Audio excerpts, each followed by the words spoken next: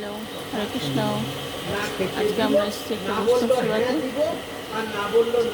এখন সত্যভাগবত মহারাজ হরি কথা বলছে, সকলে শ্রবণ করুন।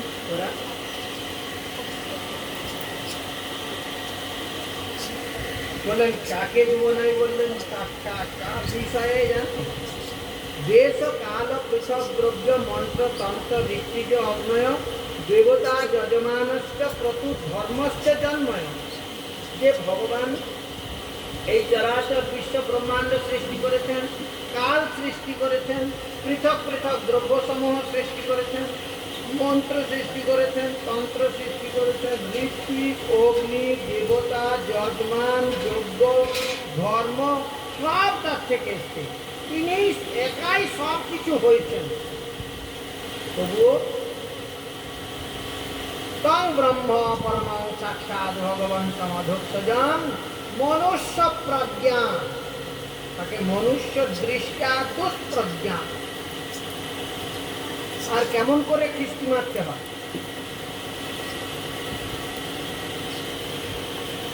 দার্শনিক খ্রিস্টি মনুষ্য দৃষ্টা, তাকে মানুষ রূপে দেখে দুষ্প্রজ্ঞা, তাদের জ্ঞান দূষিত হয়ে গেছে।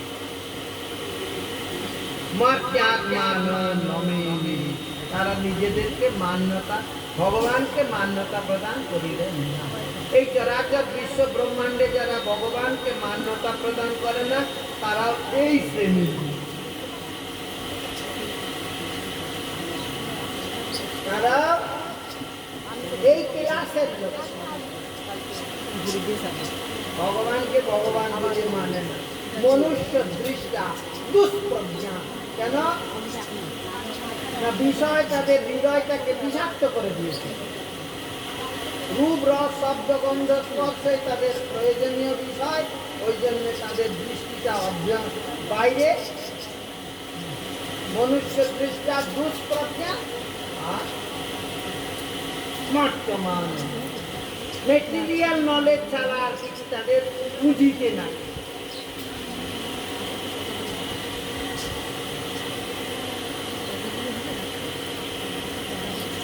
নতে যত ওম ইতি প্রচুর, তারা ওমও বললো না। নয় ইতি চ পরন্তপ, তারা নাও বললো না। গোপ্যান নিরাশা, তারা আশাহত হয়ে নিরাশ হয়ে ফিরে গেল কৃষ্ণের কাছে।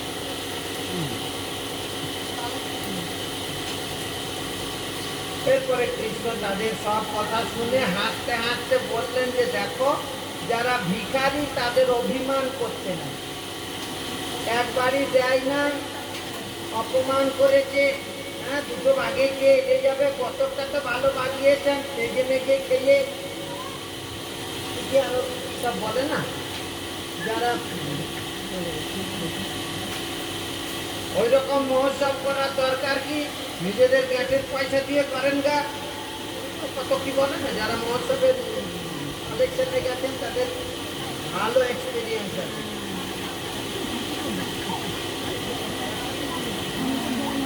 তো বলছেন দেখুন, যারা যাচনাকারী তাদেরকে কত কি বলবে সে বিষয়ে তাদের কানে তুলতে হবে। বললেন তাহলে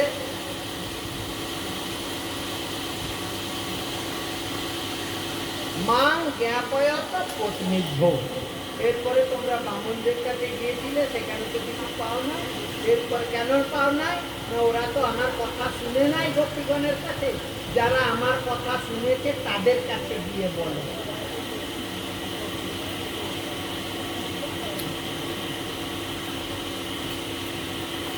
সংকর্ষণম আগতম, বলেন আমার শুধু আমার কথা বলবে না, আমার দাদাও এসছে।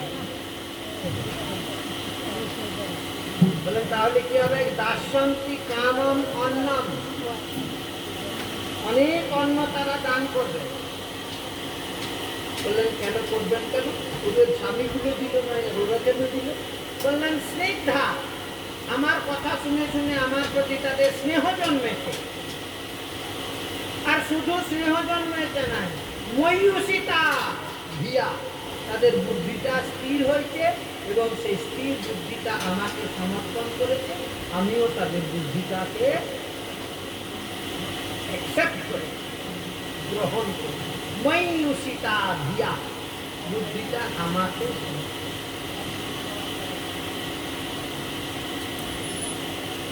প্রসাদ না হলে বুদ্ধিটা স্থির হয় না, আর বুদ্ধিটা স্থির না হলে ভগবান সেটাকে স্বীকারও করে না। আমার এই প্রসঙ্গে কথা ছিল ময়ূষিতা। তারা প্রতিশালায় গেছেন, গিয়ে বেশ ভালো করে নমস্কার করেছেন, বামনজিকে যেমন প্রণাম করেছে।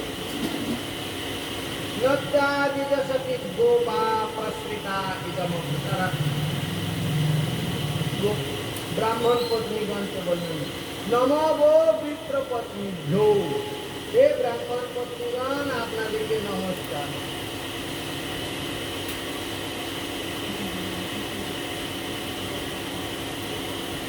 নিবোধত বচাংসিন, আমাদের দুটো কথা আপনারা দয়া করে শুনুন।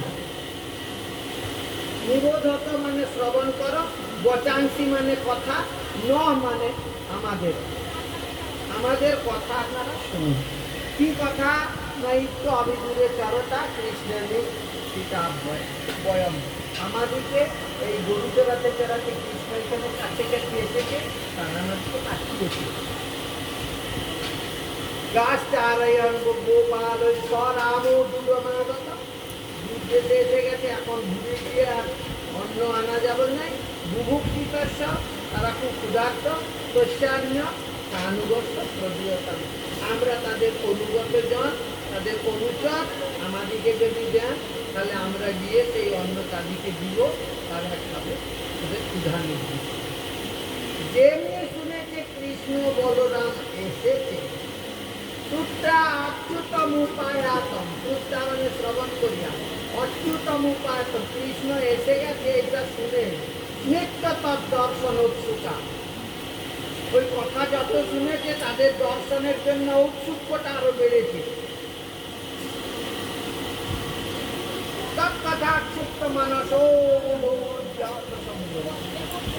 তার কথা শুনে শুনে মনটা আক্ষিপ্ত হয়েছে। একবার যদি দেখতে পেতাম, একবার যদি দেখতে পেতাম, একবার যদি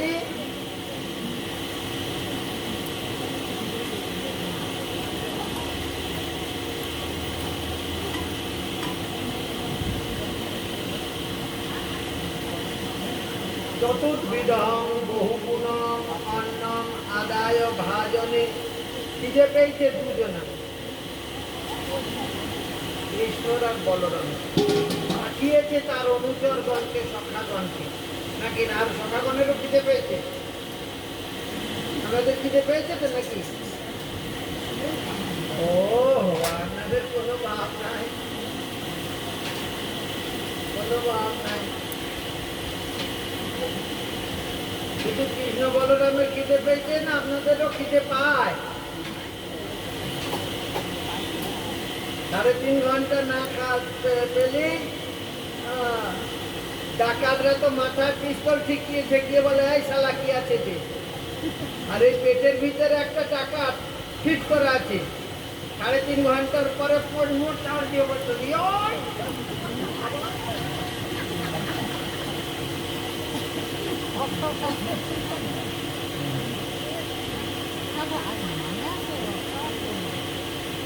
একদিন যদি অঘোষিত একাদশী হয়, অঘোষিত একাদশী বুঝছেন, এই পঞ্জিকাতে তো একাদশী লিখা থাকে অমুক তারিখে, সেদিনে না খেয়ে থাকতে হয় 12টা পর্যন্ত।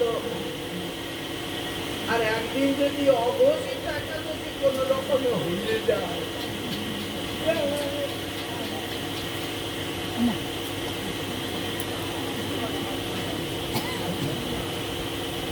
बोल वृंदावन बिहारी लाल की।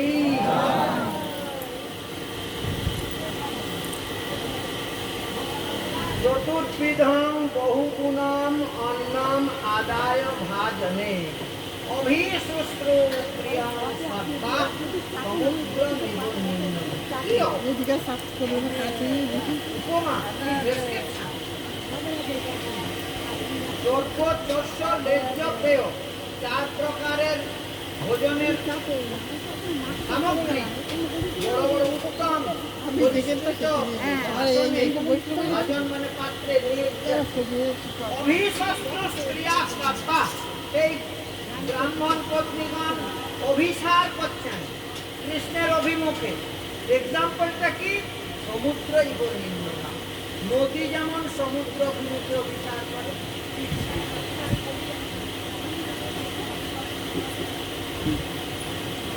যারা গোমুখ দেখেছেন গঙ্গা যেখান থেকে বেরোচ্ছে বুলেটের গুলির মতন জলটা বেরোচ্ছে।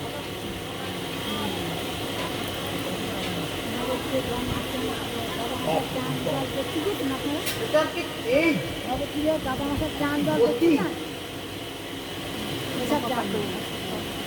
কত কোটি কোটি পাহাড় সামনে পর্বত তাদের এসে দাঁড়িয়েছে, হয় কোথায় যাও, কাউকে পাত্তা দেয় না, সে যাচ্ছে সমুদ্র অভিমুখে।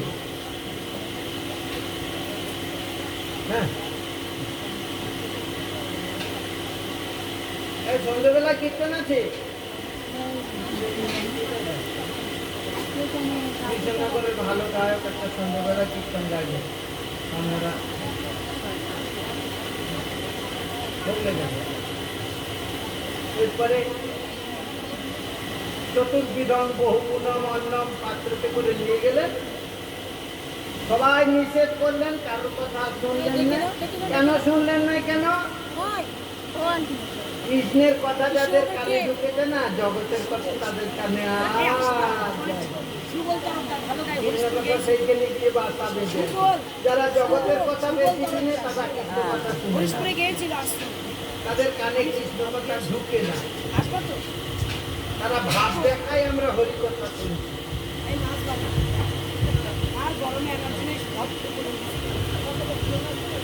করে কৃষ্ণ সখাগণকে নিয়ে যমুনা উপবনে অশোক নবপল্লব মন্দিরে সেইখানে ভোজন করছে।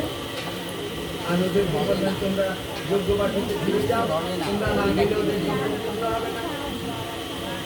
তারা ফিরে যজ্ঞবাটিতে গেলে আর গোবিন্দ সখাদের সঙ্গে ভোজন করছে। ভজ ভকত বৎসল ত্রিগুণ